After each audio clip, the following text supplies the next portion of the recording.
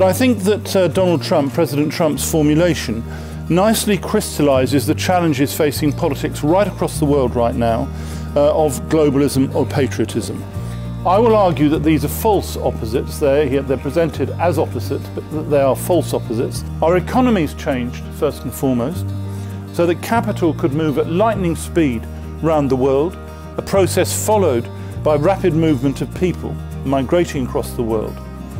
These changes seriously weakened our ability to monitor and, if necessary, regulate the workings of the world's financial markets in order to ensure that the system operates in the world's overall economic interest and not simply the individuals and organisations which were doing that. This process of economic and social change threatens the security and self-confidence of communities. That is what, in political terms, has the potential to mobilise hundreds of millions of people behind this dishonest fantasy that the world can be stopped and they can get off, because it's what people desperately want, but it won't happen. We have not been able to create international institutions which are fully able to handle these challenges. And that's the challenge that we have to face, the weakness of international institutions. In the complex potpourri of organisations and initiatives that I've described, and which has been the international system as it has developed since 1945, there's since the mid-1990s been few apparent and obvious successes in dealing with the security challenges of change of our time. In all of these areas, economic, social, international security, the answer is of course not to pull out or to weaken these international institutional arrangements. It's to strengthen them and make the system work better.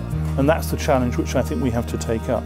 Isolation, inward-looking governance, economics will not work and will not succeed. There's no possibility of insulation from the rest of the world.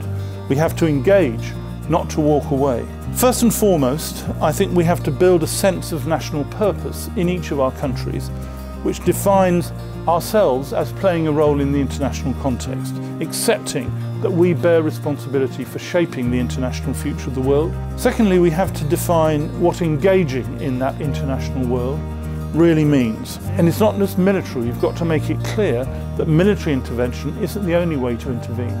The third is to understand what sanctions, economic or otherwise, can and cannot do. It's a question of what sanctions you're talking about, how you apply them, where you target them, how you use them, in what way.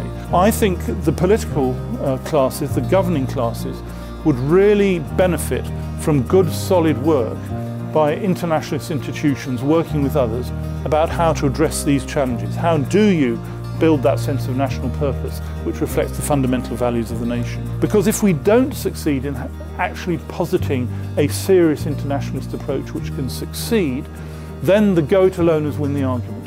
Because we will not be able to mobilise an argument saying better to work internationally when you look at the international organisations and they're not really succeeding. Internationalist agreements can make a change, can make a difference, and should do. I conclude by saying I know it's not at all easy. I know it's very difficult to do this. But I also know that there's tremendous capacity, brain power across the world to be able to focus on doing it, and an immense human spirit across the world which wants to do it in this way.